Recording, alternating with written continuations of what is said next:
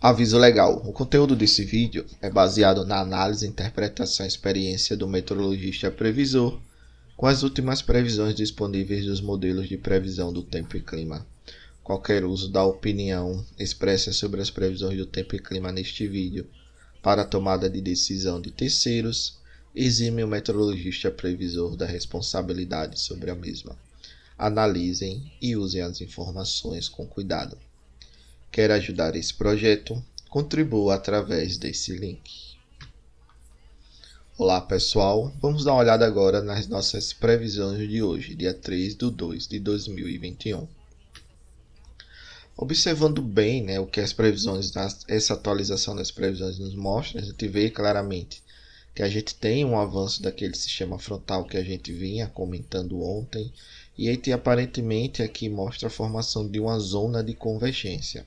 Se fosse na classificação anterior, essa zona de convergência seria a zona de convergência de umidade, mas como a gente está usando uma nova classificação agora, ela está mais caracterizada para uma zona de convergência do Atlântico Sul de fraca intensidade. Então a gente tem o avanço desse sistema, a gente vê claramente aqui o sistema ele bem formado, e ele interliga a umidade aqui mais ao sul da Amazônia com a umidade aqui na região sudeste do país, e toda essa região onde tem atuação nessa interface entre essas duas massas de ar, uma massa de ar mais fria aqui mais localizada ao sul, e essa massa de ar mais quente equatorial localizada aqui mais ao norte.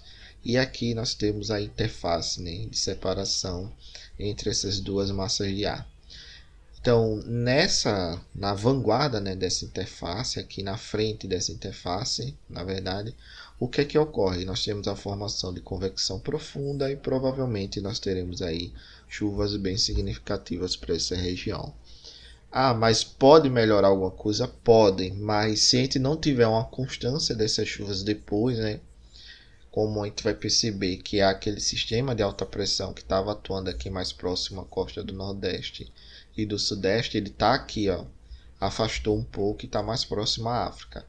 Então, depois que esse sistema aqui ele começar a enfraquecer, existe uma tendência, alguns sinais que os modelos mostram, que esse sistema de alta pressão ele deve ganhar força novamente e deve manter as chuvas novamente mais restritas aqui à região centro-sul, pegando bem o Mato Grosso, o sul do país e o estado de São Paulo. Quando a gente está olhando esse modelo do IMET, a gente está olhando o horizonte aí dos próximos 7 dias, que é o horizonte máximo que ele vai. E a gente vê aqui claramente esse tipo de formação, mostrando aí provavelmente que teremos realmente uma zona de convergência do Atlântico Sul. E se a gente notar, esse sinal ele vem já se mantendo desde domingo. Então, domingo, segunda e ontem a gente viu esse sinal típico, e isso quer dizer que provavelmente esse sistema ele vai se formar realmente e deve acontecer. Porém, se a gente observar as últimas previsões que a gente tem aí, pelo menos os últimos 20 dias de previsões, e comparar com o observado, as chuvas realizadas elas ficaram sempre aquém, ficaram abaixo do que realmente aconteceu. Mas vamos acompanhar para ver qual vai ser o desenrolar desse sistema. E o que a gente nota claramente é que lá para o dia 10 a gente vê que a gente tem uma interação aqui possível desse sistema com a zona de convergência do Atlântico, a zona de convergência intertropical, aliás, essa zona aqui. Porém, não deve trazer assim tantas chuvas significativas, porque o sistema já está bem fraco quando ocorre essa interação. Okay? E depois a gente já vê claramente que aparentemente já começa a ter uma convergência aqui de umidade que deve retornar para a região sudeste e parte aí da região sul ao longo dos próximos dias. Olhando bem o que o modelo GFS está projetando aí na questão dos sistemas de alta pressão e baixa, a gente vê que a alta ela se afasta para a próxima África. Lá para o dia 10, aparentemente ela retorna aqui, ganha uma leve intensidade, mas ela fica sempre tendo essa briga entre os sistemas de baixa pressão e aqui sistema de alta pressão. Então o sistema eles não conseguem avançar muito, por exemplo, as frentes e trazer aí após o dia 10 uma chuva muito significativa. Mas o bom saber é que essa alta ela fica, né, nessa briga e a gente não deve ter aquela persistência de alta pressão prolongada por muito tempo. Então, o que pode acontecer é, em alguns momentos, a gente ter uma chuva mais intensa e em alguns momentos um período mais seco ao longo desses próximos 15 dias. Quando a gente olha aqui a altura geopotencial, a gente vê claramente que não existe nenhum sistema de alta pressão de bloqueio, né, previsto pelos modelos para atuar aqui, por exemplo, na região central do país ao longo dos próximos 15 dias. Então, aquele bloqueio atmosférico, como a gente viu em alguns anos anteriores, que deixaria a maior parte do país com um tempo bem seco durante o período aí de 30 a 45 dias, pelo menos até a metade aí de fevereiro e o início aí da segunda quinzena, até o dia 18, dia 19, nós não vemos nenhuma formação típica que possa indicar que a gente vai ter o bloqueio atmosférico, ok? O que a gente está tendo, na verdade, né, desde janeiro e deve persistir ao longo desse mês, realmente é essa interação entre o sistema de alta pressão aqui e esses sistemas de baixa pressão, né? Começa a ter aí uma interação maior e começa a liberar mais atmosfera e ter um pouco mais de chuva. Porém, isso não indica necessariamente que vai chover muito para mudar o estado atual que nós temos. Isso indica que a gente tem essa interação e que pode ocorrer chuvas, mas a intensidade dessas chuvas, os modelos ainda não estão capturando bem. Observando agora o que mostra o modelo GFS para os próximos 15 dias de previsão, aqui a gente vê a formação típica de uma zona de convergência do Atlântico Sul. Depois a alta pressão ela ganha mais força aqui, acaba mantendo, né, as chuvas mais localizadas aqui na região sudeste. Depois lá para o dia 17 e 18 tem uma nova frente e a formação de uma nova zona de convergência do Atlântico Sul. Porém, né, essas duas formações, essa que está mais próxima agora do dia 9, dia 10 e essa outra lá do dia 17 e dia 18, né, a gente tem uma diferença mais ou menos de uma semana de uma para outra, e nesse intervalo deve ficar seco. A gente vê claramente que ela aparentemente ela não tem uma intensidade boa, então ela tá aí, são duas com intensidade fraca e que não deve persistir. O que vai acontecer, pelo menos que os modelos mostram, realmente é essa gangorra barométrica. Você tem uma frente que avança, essa frente ajuda a formar o que parece ser uma zona de convergência do Atlântico Sul fraca. Se fosse na denominação antiga, né, que a gente utilizava antes de ter a mudança, seria uma zona de convergência de umidade, o setor elétrico conhece bem. A gente chama de ZACOU, zona de convergência de umidade, ou ZACAS, zona de convergência do Atlântico Sul. E lá tem essa primeira agora do dia 9 e dia 10, também tem uma determinada intensidade. Depois a gente tem essa do dia 17 e dia 18, provavelmente a gente deve ter outra ali já no início de março, ali final de fevereiro, início de março, mas também não deve ser lá essas coisas. Então a gente pode ter aí uma sequência de duas zonas de convergência do Atlântico Sul fracas, que por enquanto o modelo mostra que a intensidade dela não deve ser boa. Mas acompanhar para ver, né, porque os modelos também podem estar subestimando. Mas se você comparar pelo menos aí os últimos 20 a 30 dias de previsão, a gente percebe que os modelos realmente estão superestimando a chuva que está se realizando.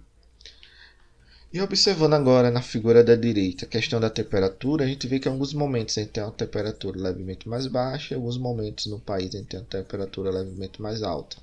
Mas na média, né, para os próximos 15 dias, as temperaturas realmente devem ficar próximas à normal climatológica, ao que acontece naturalmente durante essa época de ano. Então a projeção, né, e a interferência na carga aí, de um aumento muito grande na carga do país, né, por causa do consumo da energia elétrica. Se esquentou muito, você usa mais ar-condicionado, consequentemente você aumenta a carga do país, né, a utilização de energia.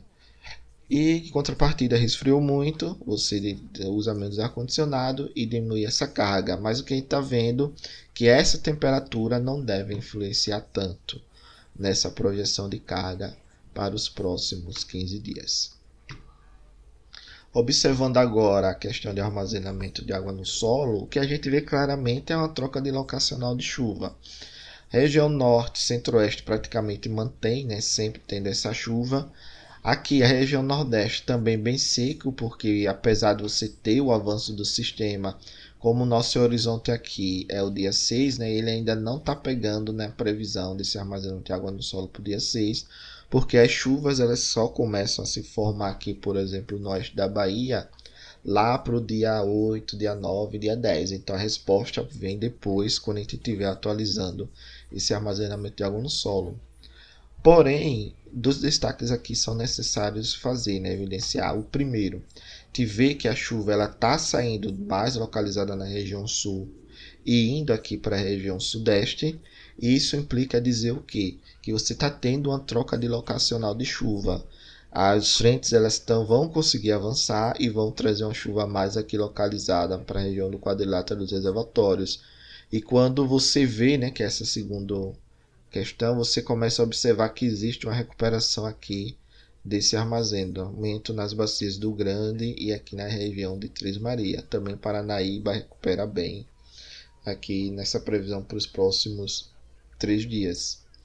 E segunda, né, que é continuando a análise aqui, o que a gente vê claramente é que começa a reduzir o armazenamento de água no sul e, consequentemente, as vazões elas devem diminuir também na região sul. Então, está começando a ter essa troca de locacional e os modelos estão mostrando isso, né?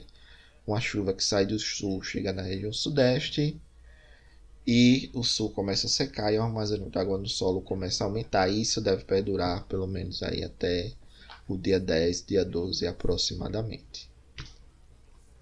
O que a gente está vendo aqui, a gente está tendo aqui chuva no quadrilátero reservatório, nas bacias do Xingu e de Tocantins, elas estão apresentando essas chuvas significativas, teve algumas agora e deve continuar nos próximos dias.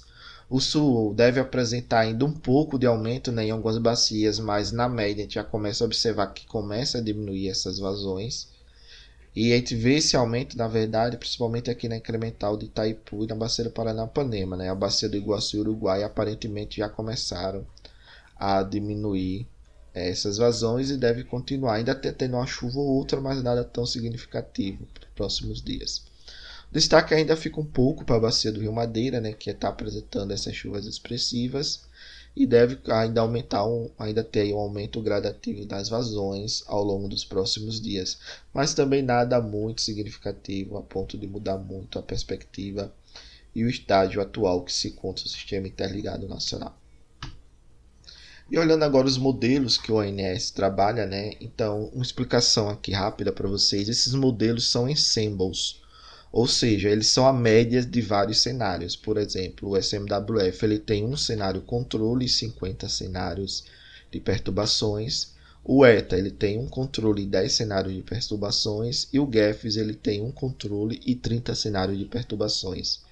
Então, na média de todos esses cenários, você vê que os 3 modelos mostram uma configuração bem semelhante, né? Que é a formação dessa zona de convergência do Atlântico Sul, com intensidade baixa por enquanto, e mantendo aqui uma chuva mais localizada, as maiores intensidades bem em cima da região do quadrilátero dos reservatórios, ok? Então esse é o parâmetro que a gente vê e também tu observa que ainda contém uma determinada continuidade das chuvas na região sul, mas com intensidade menor se comparada aqui às chuvas que estão se realizando mais na região sudeste do país, né? Nordeste, uma parte aqui continua ainda bem seco, né? Nos modelos eles mostram. O ECMWF aqui mostra aí uma volta das chuvas na maior parte do Nordeste, porém nada tão significativo a ponto de mudar o estado atual, por exemplo, do armazenamento de água no solo. E para mudar esse estado, você teria que ter aí uma sequência boa de chuvas ao longo de vários dias, ok? Obrigado, pessoal, pela participação. Paz e bem.